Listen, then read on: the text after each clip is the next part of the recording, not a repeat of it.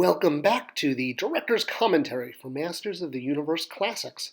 Scott Toy Guru Neitlich here, brand manager for the line, and we're adding another major female to the Classics line. When you think of the females in the MOTU brand, you kind of think of three of them, and, well, the Sorceress is for fans of all ages, and it's about darn time we got to her on the line.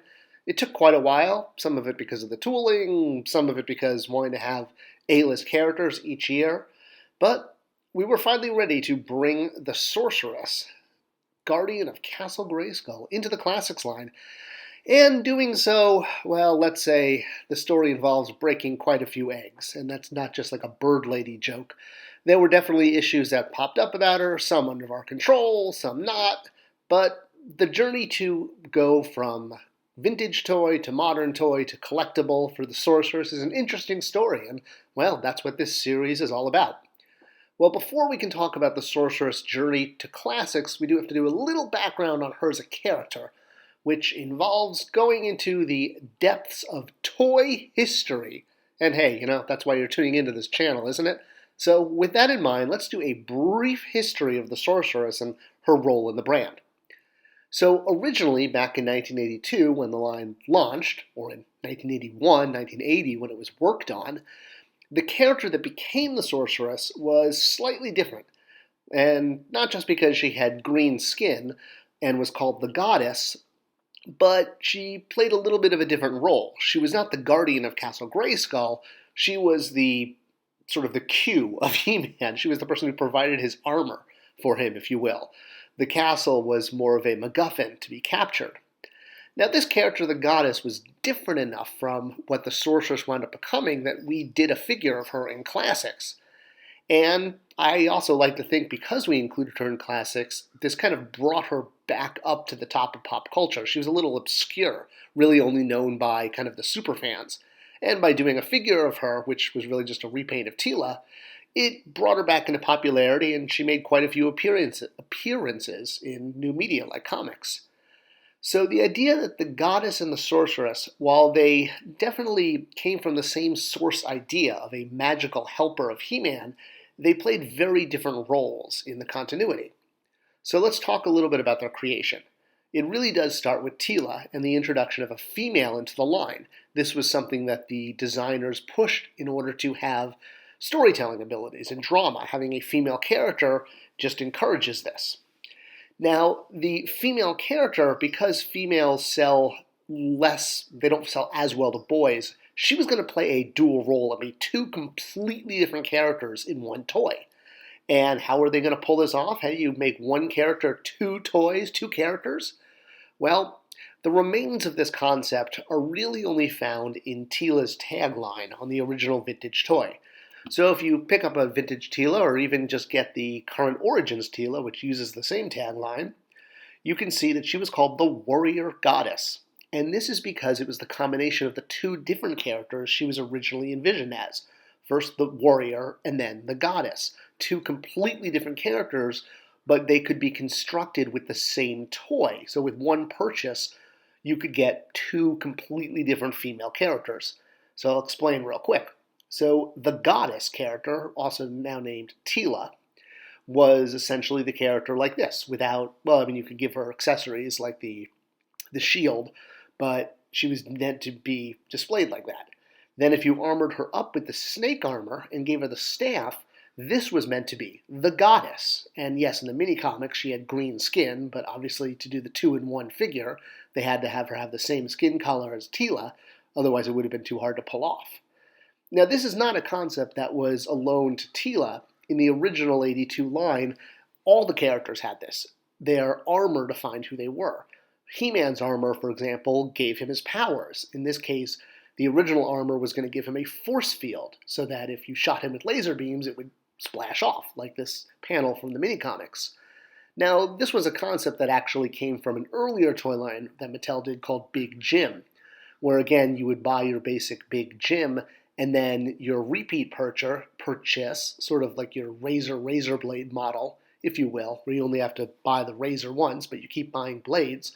In this case, the blades were outfits, so you would buy a lot of different outfits, and each outfit made Big Jim kind of a different character. He could be a spy, or a sports star, or an explorer. So the concept of the armor making the character made Teela a little bit of a confusing character. And they finally sort of addressed this in the 5th mini-comic, The Tale of Teela, where it was finally sort of laid down in canon that Teela and the Sorceress are different characters, with the idea that when she puts on the snake armor, she's the Sorceress, and when she doesn't have the snake armor, she's Teela. And the way they're linked together is Teela, get this, ready, is the cloned baby of the Sorceress, because Skeletor wanted to have the clone to raise the clone to be his bride, because that's not icky in any way. By the end of the mini-comic, the Sorceress and Teela combine and then uncombine because reasons, and it was firmly established that they were 2 different characters. One with snake armor, called the Sorceress, one with no snake armor, known as the warrior Teela. Well, this was great, and again, it was a way for kids to get 2 different female characters, and whenever the armor was on, it was the Sorceress, except, of course, in some of the books when it was not, and they would refer to the character as Teela, even though she was wearing the Sorceress armor. So that concept went out the window pretty darn quick. Well, then along comes Filmation. So Filmation loved the idea of a magical guardian character for He-Man, and of course having the female kick-butt character Teela, and further sort of separated them as different characters by redesigning the Sorceress from wearing snake armor to wearing bird armor, or bird outfit, giving her a bird motif. And then this was carried forward into the mini-comics, where the Sorceress was now wearing her bird outfit, no longer dressed in the snake armor. The snake armor went away pretty quickly. It is interesting to note, though, that as the Sorceress continued to appear in the mini-comics, the colors of her bird outfit didn't always match Filmation. Every once in a while, she would show up with her bird garb, and it would be pink or white, and it was still supposed to be the Sorceress, but I guess, she just changes clothes every couple days and has different bird outfits in her Castle Grayskull closet. I mean, hey, it was great for toy making, right? Because anytime you can do a redeco and it's justified by the content, especially vintage content, wow, that's great, because now we can release an all-white version of the Sorceress now that we have the tool for her, and it's totally legit, and we totally did this. In fact, Origins is doing this too. The Sorceress that comes with the Castle playset is going to be this version, which in Classics we called Temple of Darkness Sorceress, after the mini-comic where she wears the white outfit. But obviously you're not going to start with the white outfit. You're going to start with the more traditional one, and that's why you see that on the left, the more Filmation colored one. And that brings us to our next point. So the Sorceress was released in the vintage line very late in the game, because again, Filmation didn't come along until later on, when they sort of recreated the Sorceress as this character, definitely different from the role that she played as the goddess. Now, the vintage line had 3 females, Teela, Evelyn, and the Sorceress. And no, I'm not counting Orko as a female, he just happens to be in the shot. Ignore him. But you can see they were action figures, not dolls, unlike the Princess of Power line, which were dolls, not action figures. There's a whole other video on that if you want to check it out. So, when we were doing Classics, the idea was all the characters were going to be action figures. We weren't going to be doing dolls. And we wanted to envision every character like they had been in the vintage line, even if they hadn't been in it. Fortunately, the Sorceress was one of the 3 characters that was in the vintage line, so it gave us an easy reference point, or rather the 4 Horsemen an easy reference point, in order to update her from the vintage line into Classics. But even in doing so, because they wanted to add more deco, more articulation, really classicize her, as in the verb to bring her into the MOTU Classics line, there were a few bumps along the road to getting her into a fully posable action figure that would also have those giant wings. And of course, she came with her bird Zor, now done in the Filmation colors, which was a repaint of the bird from the Teela pack-in, which was in the vintage mini-comic colors. So, back to Filmation. In Filmation, you can see that her outfit was pretty colorful, but it didn't have as many colors. For example, it did not have the blue on the tips of all of the feathers. the way the Classics figure did. On the inside of her wingspan, she only had orange. There was blue on the outside, if you will, but even the vintage toy, which copied the Filmation look, was all red on the inside and had the wings in a permanent up position. Looking at the model sheets, you can see there how there was blue on the tips on the back, but not on the front. Well, when the Horsemen designed the figure, they wanted to up the number of deco hits, like they did with almost every Masters of the Universe Classics figure, and wanted to put the blue bottom part, tips of the feathers, the bottom half of the feathers, on both the front and the back, really just to make her look cooler and more aesthetically pleasing. And honestly, I totally agree with their decision here. Not only did I support it, but yeah, I agree with it. She looked great. But for the purist fans, a lot of them did have an issue with this because in the vintage line, it was all orange, and in Filmation, it was all orange on the inside. It may be a small detail, but this was kind of the whole point of Classics, was to appease the adult collector fans and give them the toys they always wanted. And getting a sorceress that had blue on the inside of her feathers became a whole issue. And one of the ways to rectify that was the eventual Filmation release of the sorceress in what became known as Club Grayskull, where her bird feathers would be all orange behind her. So if you wanted an all-orange version, hey, great. Now you had one. You just had to be a little patient, and you could even switch around the heads if you wanted a less cartoony head for her. So kind of everyone wins in the long run. Well, that wasn't the only thing. So Terry, who was the designer, really wanted the sorceress to be magical. Not just because she was a magical figure, but especially with those wings. He struggled with it. And, well, it's not magic, it's science! Getting the wings to work on an articulated figure was not easy. He tried a ton of different solutions to have them so they would articulate and allow for the maximum amount of posing. He also wanted to have them so they drop naturally, so when you raised the arms, the wings would fall and immediately do the traditional wingspan look that she has a lot in the Filmation series. And he tried so many different methods of attaching the wings. So many. Tried attaching them to the arms, tried attaching them to the hands, to the shoulders, and was running into a lot of problems with the fabric and material breaking when you moved the arm. And the last thing we wanted to do was ship a sorceress where as soon as you moved the arm, it tore the wings. So the solution he came up with was to make them into 3 different sort of attachments to the back that would come out of a peg, but the peg would basically be hidden by the top loop of the feathers.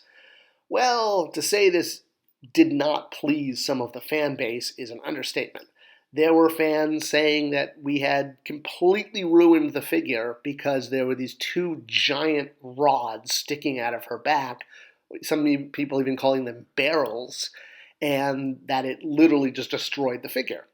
I can see people's point is, that she's got this extra attachment, but she also has giant wings. You can't have wings that attach to a back and articulate and not have a mechanism. It's not like we purposefully stuck giant bars through her shoulders. That was, we didn't come up with this goal and sit around saying, how can we ruin the sorceress? Twisting our mustache. It really was a way to get it so that the wings would articulate. They wouldn't tear, they wouldn't break long term, like what happened with Leech's net. That was an example. We learned as we went what would work and what didn't, and this was the solution Terry came up with. And I remember the Horsemen were even impressed because this is not the way they fully designed the figure, but we tried the way they designed it, and it just wasn't working from a manufacturing standpoint. So, yeah, this was the solution that Terry came up with in order to translate a figure, a non-articulated sculpt, into an articulated action figure. Well, that wasn't the only complication, much like a Facebook status on a relationship. This figure also fell during vendor switchover, when they switch from 1 year of production to the next year. It doesn't always happen in January. This was meant to be the January shipping figure.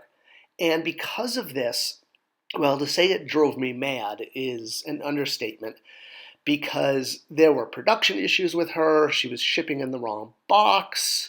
There were not enough of her. She didn't ship in January. She shipped in February. She was supposed to be the January figure. And there was literally nothing I could do about it. And it was really frustrating, especially being the face to the community and having to try to explain this when I had no control over this.